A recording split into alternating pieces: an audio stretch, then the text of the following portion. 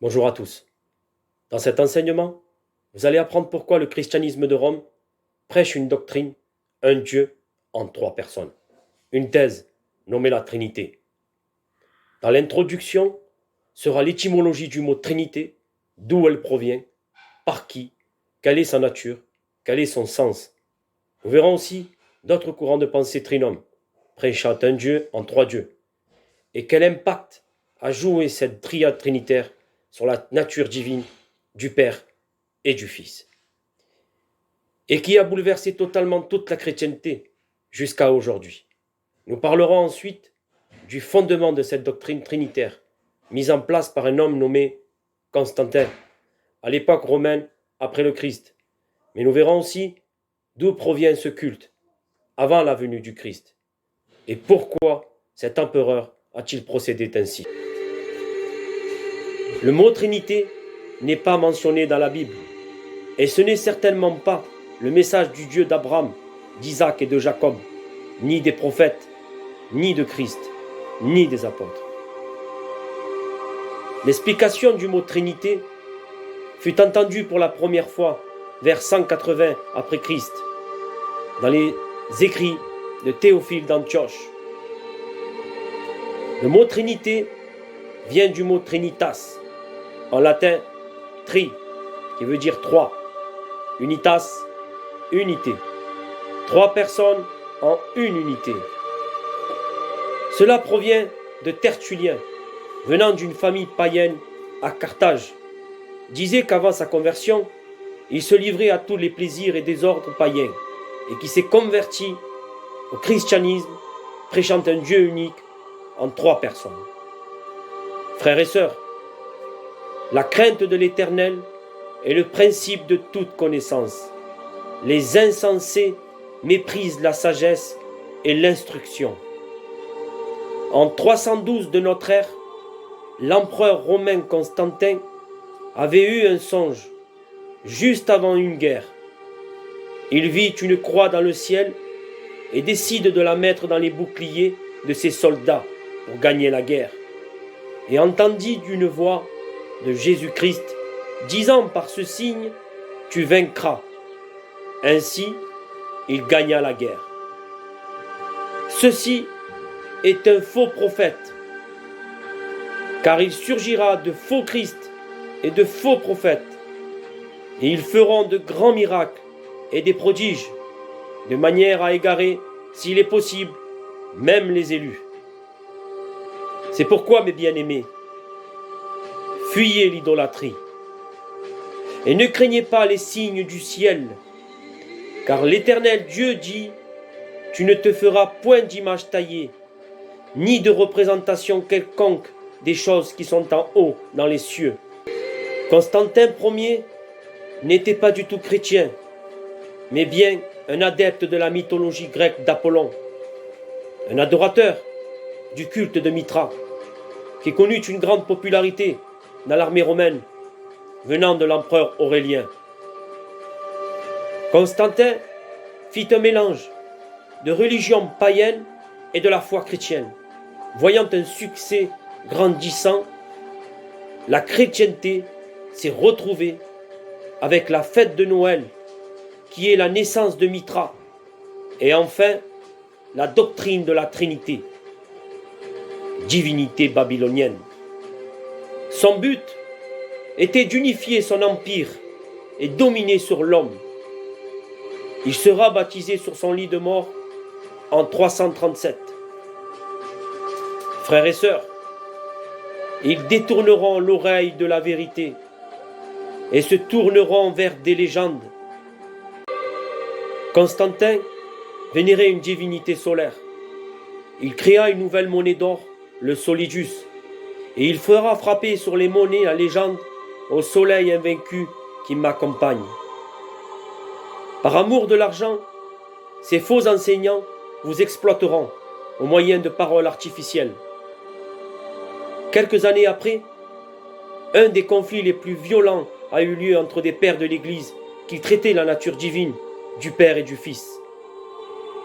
Athanase disait que le Christ est Dieu, et Arius disait que le Christ est un être divin. Athanase prend pouvoir en 325 de Nicée en disant que le Christ est Dieu.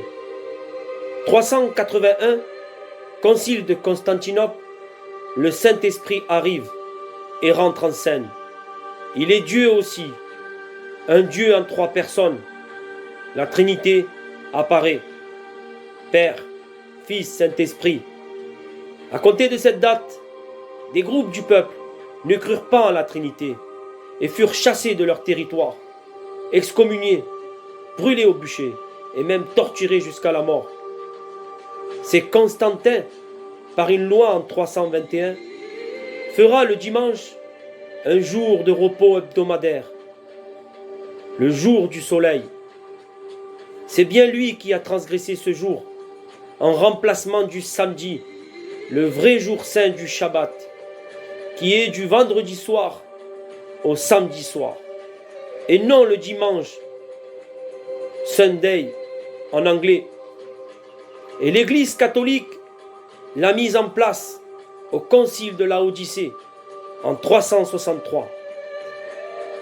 Frères et sœurs, cet empereur a entrepris de changer le calendrier et la loi pour se différencier de la Torah.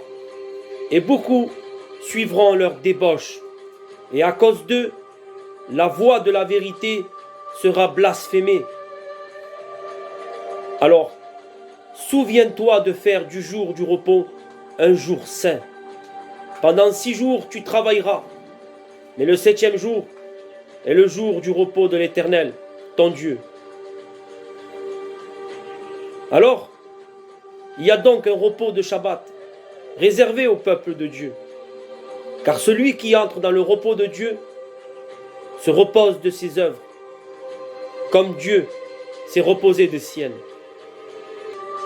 Efforçons-nous donc d'entrer dans ce repos, afin que personne ne tombe en donnant le même exemple de désobéissance. Ce jour saint, cette révélation divine, s'est perdue. Constantin, idolâtre païen, a conduit le peuple de Dieu à la destruction, par manque de connaissances, et l'empêche à connaître son identité. Quand il n'y a plus de révélation divine, le peuple se laisse aller. Heureux celui qui obéit à la loi de Dieu. Frères et sœurs, n'écoutez pas les paroles de ce prophète, Constantin, de ce songeur, car c'est l'Éternel votre Dieu qui vous met à l'épreuve pour savoir si vous aimez l'Éternel, votre Dieu, de tout votre cœur et de toute votre âme. Frères et sœurs, le témoignage de l'histoire et des Écritures saintes est clair. Le dogme de la Trinité est un éloignement, une révolte, une infidélité contre Dieu et le Messie. Cela s'appelle l'apostasie. Car Dieu dit, parce que ce peuple s'approche de moi de la bouche et me glorifie des lèvres, tandis que son cœur est éloigné de moi, et que le culte qui me rend vient de préceptes et d'enseignements humains. La Trinité fait partie des enseignements et commandements humains de la mère catholique, apostolique et romaine. Frères et sœurs, au contraire, mettez tout à l'épreuve. Vérifiez si ce qu'on vous dit est exact. Ne retenez que ce qui est bon et digne d'être conservé. Car ces conciles du christianisme de Rome existent bien et ont trompé l'humanité, du catholique au protestant évangélique. Plus de 30 000 dénominations chrétiennes ont été créées par l'homme. Nous avons été formés et formatés à penser ainsi, un Dieu en 3 personnes. La religion nous a programmé cette doctrine dans l'esprit en disant que le Christ est Dieu. Christ est-il Dieu, égal à Dieu, comme le proclame le christianisme? Pourtant, les Saintes Écritures nous disent le contraire, car bien des versets ont été modifiés mal traduit, mal interprété. Mais nous verrons ça un peu plus loin. Car l'ancienne alliance, ou plutôt la Torah, n'est plus prise en compte par les chrétiens. Ils ont aboli totalement la loi complète de Dieu, alors qu'elle se compose des commandements d'ordonnances, de préceptes, de décrets et surtout de sagesse. Il faut prendre connaissance de ces commandements pour arriver à la loi parfaite, la loi de liberté, de justice, mais surtout la loi du royaume. Plongez les regards là-dessus, pas en écoutant pour oublier, mais en les mettant en pratique, en faisant œuvre. Celui-là sera heureux dans sa pratique même. Nous ferons un enseignement sur la loi complète dans une prochaine vidéo. Sans la loi, nous n'avons pas la crainte de Dieu. Qu'est-ce que la crainte de Dieu?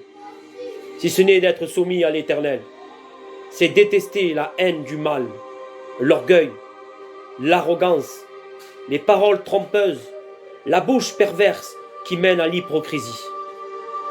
Sommes-nous en train d'abolir la loi au moyen de la foi? Pas du tout. Au contraire, nous confirmons la loi. Ainsi, la loi a été comme un gardien chargé de nous conduire au Christ pour que nous soyons déclarés justes devant Dieu par la foi. Le christianisme préfère le Nouveau Testament, mais personne ne met un morceau de tissu neuf sur un vieux vêtement. Cette manière de penser ainsi est une transgression de la loi divine, car l'ancienne, ou plutôt la Torah, sont les commandements du Dieu unique et véritable. Les prophètes nous parlent d'un élu. Le Nouveau Testament est la Torah vivante, l'élu de Dieu. Le Christ étant le but, la réalisation ou l'accomplissement de la loi. Le Nouveau Testament est une régénération pour le juif et le non-juif.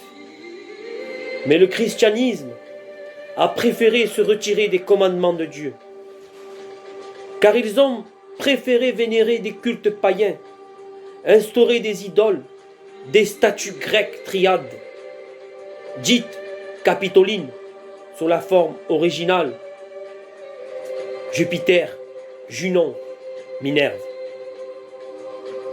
Ils installèrent un temple à Jérusalem après la dernière révolte judéenne de Bar Kokhba en 135 après le Christ. Frères et sœurs, pendant que Paul les attendait à Athènes, son esprit en lui s'irritait en voyant que la ville était pleine d'idoles. La doctrine de la Trinité existait bien avant le temps de Jésus. Les triades grecques, Zeus, Héra, Dionysos, Père, Mère, Fils, étaient un classique. Les triades égyptiennes, Osiris, dieu du royaume des morts, Isis, la déesse du culte franc-maçonnique, Horus, connu sous l'œil qui voit tout, imprimé sur le billet de $1, les triades hindoues, Brahma, Vishnu et Shiva, sans oublier les triades sumériennes et babyloniennes, et qui vénéraient la reine du ciel. Ces francs-maçons français ont offert la statue de la liberté aux Américains. Voilà un exemple. Columbia aussi, au niveau de la cinématographie. Autrefois, vous ne connaissiez pas Dieu, vous serviez des dieux, qui par nature ne le sont pas. Voici un tableau représentant toutes les divinités trinitaires de l'Antiquité. Voilà pourquoi Christ dit: le commandement le plus important est celui-ci. Écoute Israël, le Seigneur est notre Dieu, et il est le seul Dieu. Tu aimeras donc ton Dieu de tout ton cœur, de toute ton âme de toute ta pensée et de toute ta force. Ce commandement est répété dans Matthieu, chapitre 22, verset 37, et Luc, chapitre 10, verset 27. N'oublions pas que le Christ reprend le commandement de son Père, le schéma Israël. Écoute Israël, l'Éternel est notre Dieu. Il est le seul Éternel. Tu aimeras l'Éternel ton Dieu de tout ton cœur, de toute ton âme et de toute ta force. Bien sûr, le deuxième commandement, tu aimeras ton prochain comme pour toi-même. Alors, ne déplaçons pas ce qui appartient à Dieu, ce qui touche au domaine de Dieu. Ces bornes et ces fondements ont été posés par les ancêtres, les prophètes et les apôtres. Il est écrit, vous avez été édifiés sur le fondement des apôtres et des prophètes. Jésus-Christ lui-même étant la pierre angulaire. Dans le livre des Proverbes, Dieu déclare, ne déplace pas la borne ancienne que tes pères ont posée. Cette pensée est tellement importante qu'elle est répétée quelques lignes plus loin. Ne déplace pas la borne ancienne et n'entre pas dans le champ des orphelins. Car ils ont changé la grâce de notre Dieu unique. En effet, il y a un seul Dieu et de même aussi un seul médiateur entre Dieu et les hommes. Un homme, Jésus-Christ. Tu crois qu'il y a un seul Dieu? Tu fais bien. Les démons le croient aussi et ils tremblent. Cette grande décision trinitaire menée par Constantin a contaminé toute la chrétienté. Sachez, nous sommes persécutés parce que nous disons que le Fils a un commencement, mais que Dieu est sans commencement. Le Christ a bien existé avant le monde, avant toute chose. Elle a été la première créature dès le commencement. Nous voyons que Christ est la sagesse de Dieu et la puissance de Dieu. Dans Proverbes, chapitre 8, verset 23, il est dit « J'ai été établi depuis l'éternité, depuis le commencement, avant l'origine de la terre. » Mais aussi, dans Jean, chapitre 17, verset 5, « Et maintenant, Père, glorifie-moi auprès de toi de la gloire que j'avais auprès de toi, avant que fût le monde. » Nous prenons connaissance que la sagesse divine, le Fils, a été créé bien avant la création du monde. Le Christ est l'image du Dieu invisible, le premier-né de toute la création. Quelle révélation! C'est par lui que Dieu a tout créé, dans les cieux et sur la terre, ce qui est visible et ce qui est invisible. Les puissances spirituelles, les dominations, les autorités, les pouvoirs. Dieu a tout créé par lui et pour lui. Le Christ lui-même affirme que l'on va au Père seulement par lui. Dans Jean chapitre 14, verset 6, Jésus lui dit « Je suis la voie, la vérité et la vie. Personne ne vient au Père si ce n'est par moi. » Quelle est la vérité de cette voie, ce chemin de vie? C'est la Torah.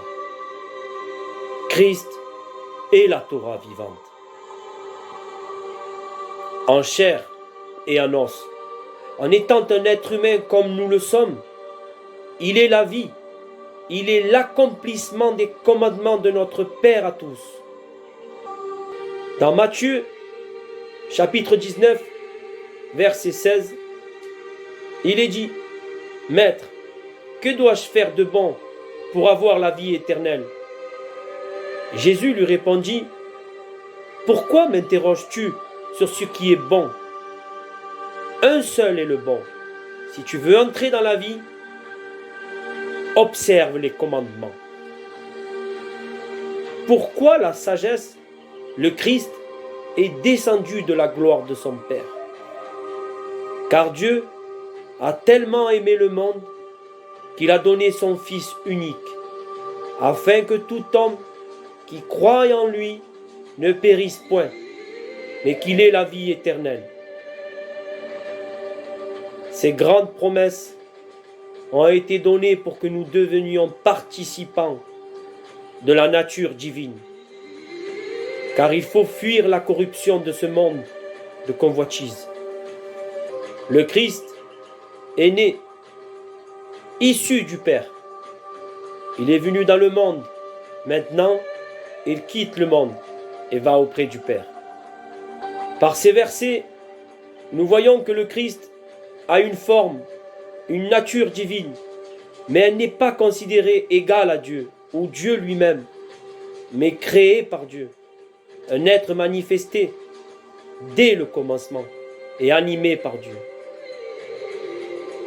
Dans Philippiens, chapitre 2, verset 6, lui qui avait une forme divine, il n'a pas considéré l'égalité avec Dieu comme une proie à saisir. Maintenant, est-ce la faveur des hommes qu'on doit rechercher ou celle de Dieu? Est-ce que je cherche à plaire aux hommes? Si je plaisais encore aux hommes, je ne serais pas serviteur de Christ, le Mashiach. Frères et sœurs, tout ce qui est caché, on pourra le découvrir. Tout ce qui est secret, on pourra le connaître. Prenons quelques versets mal traduits ou rajoutés, qu'elles font mention des trois personnes et deviendront plus tard les trois de la Trinité. Dans Matthieu, chapitre 28, verset 19, Jésus dit à ses disciples d'aller prêcher la bonne nouvelle à toutes les nations. Baptisez-les au nom du Père, du Fils et du Saint-Esprit. Ce verset a fait couler beaucoup d'encre.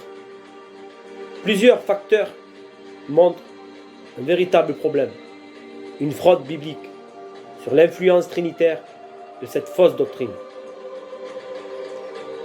Eusèbe de Césarée, né vers 265 après le Christ, ce grand théologien est l'auteur de l'histoire ecclésiastique. Il s'est appuyé sur des vieux manuscrits et des codex les plus anciens de son époque. Dans le texte original de Matthieu, chapitre 28, verset 19, il est dit « D'une seule parole et d'une seule voix, il dit à ses disciples, « Allez, et faites de toutes les nations des disciples en mon nom, leur apprenant à observer tout ce que je vous ai prescrit. » Cette parole est très concrète et ressemble aux 17 versets qui parlent en son nom. Nous avons aussi l'évangile de Matthieu en hébreu. Ce manuscrit est nommé le Shem Tov.